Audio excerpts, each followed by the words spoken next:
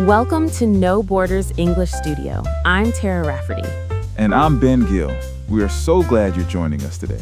Today we're tackling a big topic, one that affects every single English learner out there. We're talking about the 5 most common mistakes English learners make.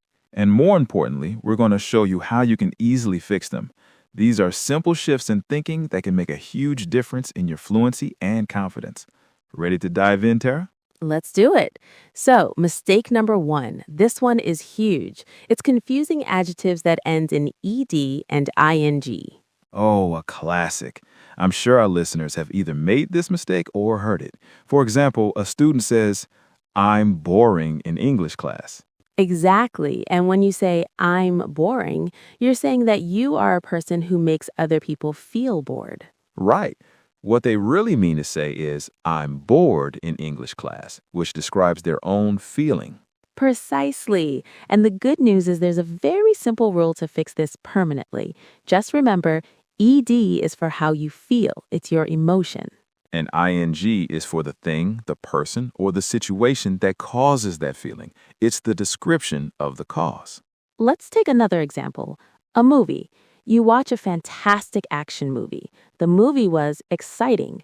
The ing describes the movie. So how do you feel after you watch it? You feel excited with an ed. The movie was exciting, so I am excited. Perfect. Or think about a difficult puzzle. The puzzle is confusing. It's causing a feeling. So you feel Confused with an ed. This applies to so many words: surprising and surprised, interesting and interested, exhausting and exhausted. exactly. Let's play a little game. I'll give a situation and you tell me the 2 adjectives. How about a long, difficult day at work? The day was exhausting, so I feel exhausted. Great. How about a book you're reading that has a lot of plot twists? So the easy fix is to just pause for a microsecond and ask yourself, am I talking about my feeling or am I describing what's causing the feeling? Once that clicks, you'll get it right every time. That's a fantastic takeaway. All right, let's move on to mistake number 2. This one is sneaky because it's about forgetting very, very small words. We're talking about articles like and the, and prepositions like to, at, and on. Oh, these are so important. In many languages, you can leave these words out, but in English, they are essential for clarity. We often hear students say something like, I went to shop after work. Right. And while we understand it, a native speaker would always say, "I went to the shop." That tiny word "the" specifies that you went to a physical place. Without it, it sounds like shop is a verb.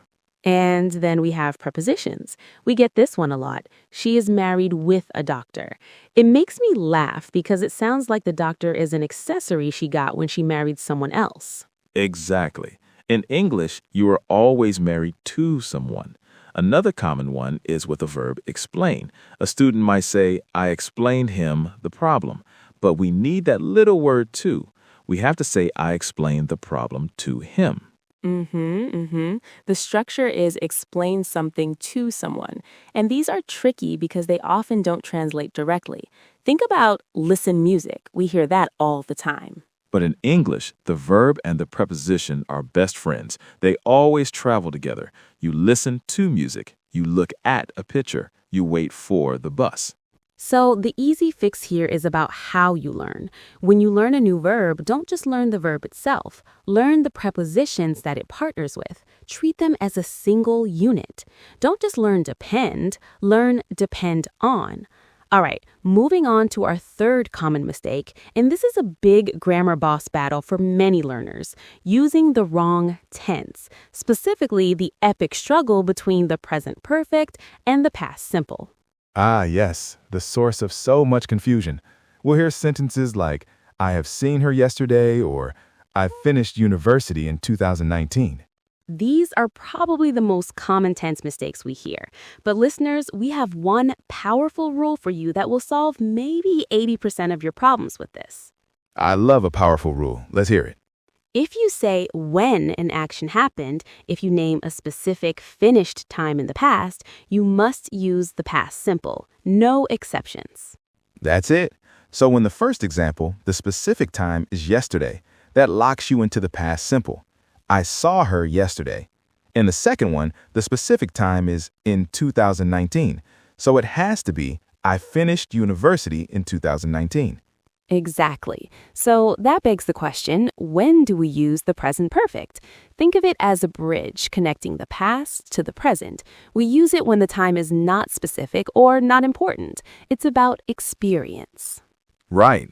I wouldn't ask you, did you see the Eiffel Tower in 2015? I would ask, have you ever seen the Eiffel Tower? I don't care about the date. I care about your life experience up to now. That's a perfect example. We also use it for very recent past actions, like I've just finished my homework, or for unfinished time periods, like I've been to the gym 3 times this week, and the week isn't over yet. So to summarize, present perfect is about experience, not dates. If you say when, use past simple. That's the golden rule. You got it. Now, mistake number 4 is less about grammar and more about how we learn. It's learning vocabulary without context. This is a big one. This is why students sometimes sound a bit unnatural, even if their grammar is good. For instance, a learner might say, I did a big mistake. Yes, and while we understand, a native speaker would always say, I made a big mistake. Another example is, we had strong rain today. Right. And we would say, heavy rain. This isn't about grammar rules, it's about word partnerships, or what linguists call collocations. Certain words just naturally go together in English. The mistake happens when learners memorize long lists of single words. They learn strong and they learn rain, so they put them together. But language doesn't work like that. So the fix is really a change in learning strategy. Stop learning single words. Start learning vocabulary in chunks. Don't just learn mistake, learn the whole phrase, make a mistake. Don't learn photo, learn take a photo. Yes, think of it this way. Words don't live alone in English, they have friends. Learn the whole friendship group together. It will make your English sound so much more natural. That's beautiful advice. Learn the friendship group. I love that. Okay, that brings us to our 5th and final mistake, which might be the most important one of all. It is. This one isn't about grammar or vocabulary, it's about psychology. It's avoiding speaking because of a fear of making mistakes. The Great Wall of Fear. We see it every day. Students who think, my grammar isn't good enough yet, or I'll speak when I feel more confident. It really is, and I know exactly what this feels like. I live in Greece, and when I first moved here, I didn't know a single word in Greek.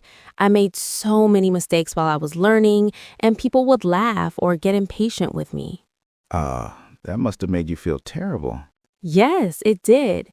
And for a while, it made me not want to keep trying to learn. I had the same experience learning Spanish. I'd try, make mistakes, people would laugh and look at me strange. I just felt so self-conscious. And that, right there, is the biggest trap in language learning. It's a paradox because you can't get confident until you speak. The action of speaking is what creates the confidence, not the other way around. Absolutely. We need to help our learners shift their goal. The goal isn't speaking perfectly. The goal is communicating effectively. Let's take a bad sentence. Yesterday, I go to shop and buy many things. Is it grammatically correct? No. Not at all. But is it successful communication? 100%. I know exactly what you mean. The message was delivered, and that's what language is for. So the practical fix here is about taking small, brave steps. First, find a safe space to practice. A patient friend, a good teacher, a language exchange partner who is also learning. A place where you know it's okay to fail. And start small. Your goal for the day doesn't have to be to debate philosophy. It can be to order a coffee in English or ask them one for the time. Small, successful interactions build massive confidence over time. And please change your mindset about mistakes. A mistake is not a failure. It's not a reason to be embarrassed. It is simply data.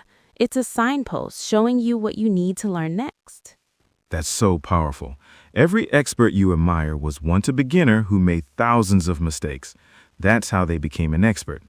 Tara, what's a mistake you made while learning Greek that was embarrassing at the time, but a moment you can look back on now and laugh about it? I have one to share too, so don't be shy.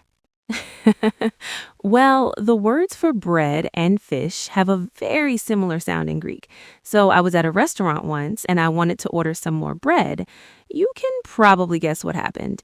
Instead of saying bread, I said fish, and I was totally confused when the waiter brought a whole fish to my table with a head and all.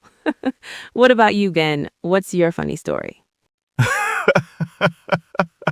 Okay, so I went to a cafe to order a coffee and I wanted to speak only in Spanish, but I was still not feeling very confident about my Spanish. So I tried to explain to him that I was speaking slowly because I'm a beginner and I was embarrassed. I said, "Estoy embarazada."